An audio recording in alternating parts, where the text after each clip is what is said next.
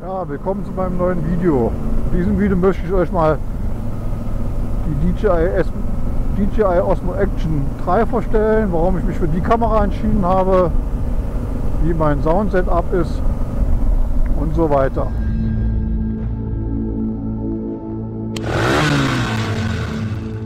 Erstmal was zur Montage. Anfangs hatte ich die Kamera hier in der Mitte montiert. Das hatte aber zwei Nachteile. Einmal war das Sichtfeld für meinen Geschmack einfach zu tief. Das ganze Navi und Kilometerzähler und Scheibe war mehr als fast 2/3 im Bild zu sehen von der Kamera. Das ist ja nicht Sinn der Sache. Ich will ja nicht meinen Tower filmen, ich will ja die Landschaft filmen. Und ich konnte die Helmlüftung nicht mehr bedienen.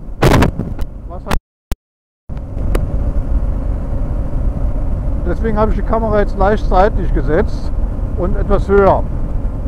Vielleicht mache ich sie noch einen Ticken höher. Ein großer Vorteil ist auch, dass ich jetzt vom Helm aus die Leuchtdiode sehe, ob die Kamera am Aufnehmen ist. Sonst habe ich immer einfach mal so in den Spiegel reingeguckt, aber die Leuchtdiode von der Action blinkt die nur und die vordere ist sehr schwach. Wenn man jetzt zum Beispiel die von meiner alten Sony sieht, die Kontrollleuchte ist wirklich hell, die sieht man direkt im Spiegel. Das ist also viel angenehmer zum Kontrollieren. Aber jetzt muss ich einfach nur mal kurz runter gucken und ich sehe die Lampe blinken. Aber mit einer kleinen Einschränkung: wenn das Visier zu ist, dann ist die Kante vom Visier genau da, wo die Kontrollleuchte ist. Vielleicht muss ich die Kamera noch mal höher setzen. So wie man am Ton merkt, habe ich jetzt den Helm zugemacht. Dadurch ist der Ton natürlich wesentlich dumpfer. Ja, aufnehmen. Die Aufnahme ist 4K 60 fps und mit dem Horizontalstabilisierung. Das heißt, ich kann den Helm hin und her bewegen. Die Aufnahme bleibt gerade, außer es geht über 45 Grad. Allerdings kann ich dann in der Auflösung nur noch den Standardbildausschnitt wählen. Ich habe weit und ultraweit habe ich dann nicht mehr zur Verfügung. Aber ich glaube, der Standard ist ganz okay. Das alles muss ich nachher noch auswerten, weil das hier ist eigentlich der erste Part mit der Kamera.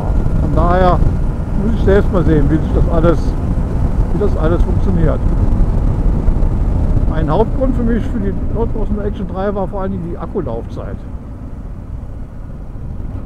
Bei meinen bisherigen Tests hat ein Akku bei 4K 60 fps und Horizontalstabilisierung 80 bis 90 Minuten gehalten. Ich habe noch nicht genau die Zeit gemessen. Und das finde ich schon richtig cool.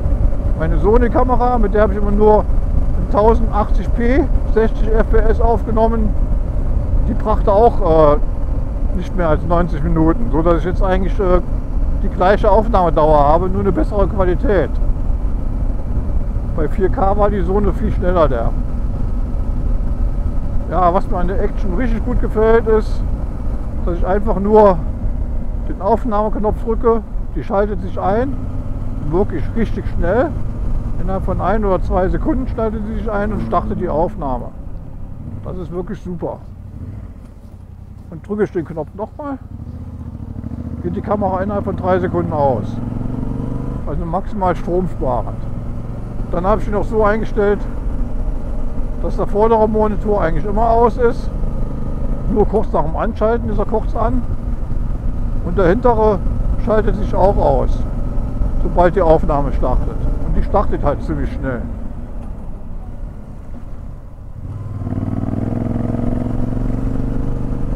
Ja, und ich habe mich für das Creator-Paket entschieden. Das ist das Paket mit dem langen Selfie-Stick, den ich nicht brauche. Aber 2 Magnethalterungen, dazu komme ich gleich noch.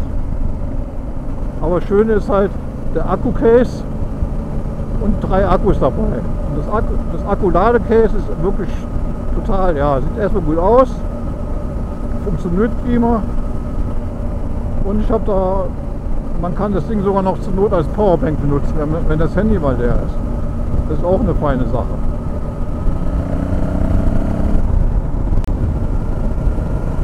Ja, und die Halterung ist ja auch, das ist auch echt super, das ist eine Magnethalterung, auch nicht wie bei der Action 2 nur Magnet, sondern hier sind noch zusätzlich kleine Haken links und rechts dran, so dass die Kamera wirklich feste sitzt, wenn man sie richtig fest macht. Da muss man ein bisschen darauf achten, dass die beiden Klammern richtig einhaken. So, kommen wir zum Sound-Setup. Ich habe das Ganze eben schon mal besprochen. Da war es total übersteuert. Ich habe einen normalen USB-C 3,5 mm Adapter, den Boya K4 oder EK4, verlinke ich nachher, mit dem ich die Aufnahmen mache. Allerdings sind die Aufnahmen viel zu laut, obwohl ich das Mikrofon in der Kamera auf 0 Dezibel gestellt habe. Jetzt habe ich dazwischen jetzt einen Lautstärkeregler geklemmt. Der Lautstärkeregler selbst ist voll aufgedreht, aber trotzdem den Vorteil, dass er das Signal leiser macht. Sogar so leise, dass bei 0 Dezibel in der Kamera der Ton zu leise ist. Jetzt habe ich die Kamera auf plus 6 Dezibel gestellt und hoffe, dass man mich versteht. Ja, ein bisschen aufpassen, die Kurve. So. Ja, und ansonsten habe ich im Helm ein Sony Stereo-Mikrofon. Da kann man sicherlich auch ein anderes Lavalier-Mikrofon nehmen, aber das hatte ich halt noch. Und das habe ich halt doppelt abgeschirmt. Ich habe einmal das normale Fell drauf, aber das reicht nicht. Trotz dem Fell hat man immer noch sehr starke Windgeräusche.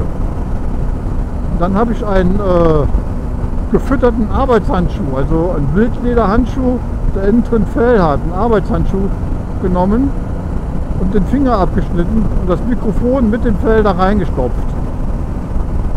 Ja, und seitdem, das war schon bei der Sony-Kamera so, habe ich kein Windrauschen mehr. Der Ton von der Stimme ist zwar etwas dünn, etwas dumpf, vor allen Dingen wie jetzt, wenn der Helm so ist, dann ist es nochmal extra dumpf. Aber es ist mir auf jeden Fall lieber, als wenn man die ganze Zeit Windrauschen hat. Damit man aber auch noch was vom Motorrad hört, habe ich ein zweites Mikrofon angeschlossen. Ich habe einfach ein 3,5 mm Y-Kabel genommen und das zweite Mikrofon ist hinten in meiner Jackentasche. Also die meisten Motorradjacken haben ja hinten so eine große Tasche. Und da habe ich das untergebracht. Und da ist allerdings nur ein Fell drauf. Wenn ich da auch so einen Handschuhfinger dran mache, dann ist es zugedämmt. So, mal gucken, ob man den Motor hört.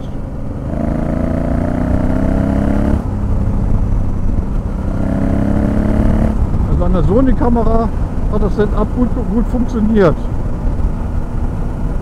Hier bei Osmo Action 3 muss ich noch ein bisschen testen. Dass es laut genug ist, aber nicht übersteuert, dass man ein Motorengeräusch hört. Ja, wir werden sehen, wie das funktioniert. Ich habe den ganzen Text schon mal aufgenommen, habe ich ja eben schon gesagt, aber es war total übersteuert. Dann habe ich den Lautstärkeregler dazwischen gestellt und an der Kamera 0 Dezibel eingestellt. Da hat man mich zwar reden hören können, aber es war doch relativ leise. Jetzt habe ich mal plus 6 Dezibel. Mal schauen, wie es ist. Wenn das immer noch zu leise ist, dann muss ich das halt nach und nach langsam erhöhen und mich rantasten an die Grenze, bevor es anfängt zu übersteuern. Aber ich werde den Text jetzt nicht nochmal reden, ich werde den Text jetzt so lassen. Ja, noch was wegen der Stabilisierung. Wie gesagt, ich verwende die horizontale Stabilisierung, die bis 45 Grad geht. Ich kann meinen Kopf drehen, das Bild bleibt gerade. Das finde ich viel angenehmer, weil man bewegt ja doch mal immer mal seinen Kopf beim Fahren, da wird das Bild so unruhig. Außerdem, auch wenn die Kamera mal ein bisschen nicht ganz waagerecht montiert ist das Bild trotzdem gerade und das finde ich halt super praktisch. Ich mache jetzt auch keine Videos jetzt mit anderen Parametern, also 1080p, 2K oder einer anderen Stabilisierung. Dazu gibt es genug Videos im Internet. In dem Video geht es wirklich nur um mein persönliches Setup und meine Erfahrungen. Wie die Erfahrungen sind, wie die Bildqualität ist, muss ich aber sagen, das erfahre ich auch erst später. Weil noch bin ich am Fahren, sitze auf dem Motorrad und kann mir keine Meinung bilden. Das muss ich halt sehen, wie das Ganze nachher aussieht und sich auch vor allen Dingen anhört. Der Ton ist eigentlich immer das Schwierigste. Man muss immer irgendwo einen Kompromiss finden zwischen Windgeräuschen und Stimme.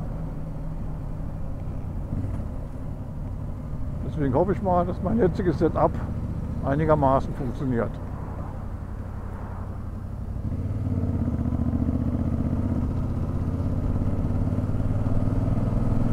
Mit offenem Helm klingt die Stimme natürlich besser als im geschlossenen Helm, aber das ist eigentlich immer klar, weil sobald der Helm geschlossen ist, hat man einen Resonanzkörper.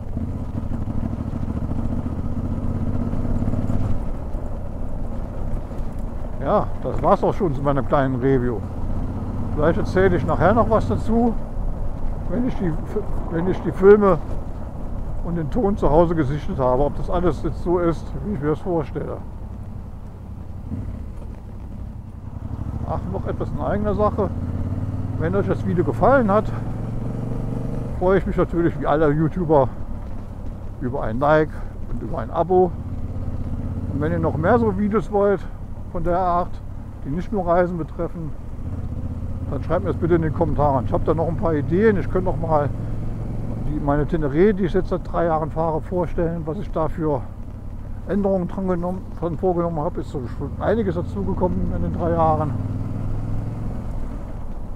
Naja, und auch mal meine Gepäcksysteme, die ich jetzt teilweise erneuert habe. Okay, jetzt ist auch wirklich Schluss. Ciao.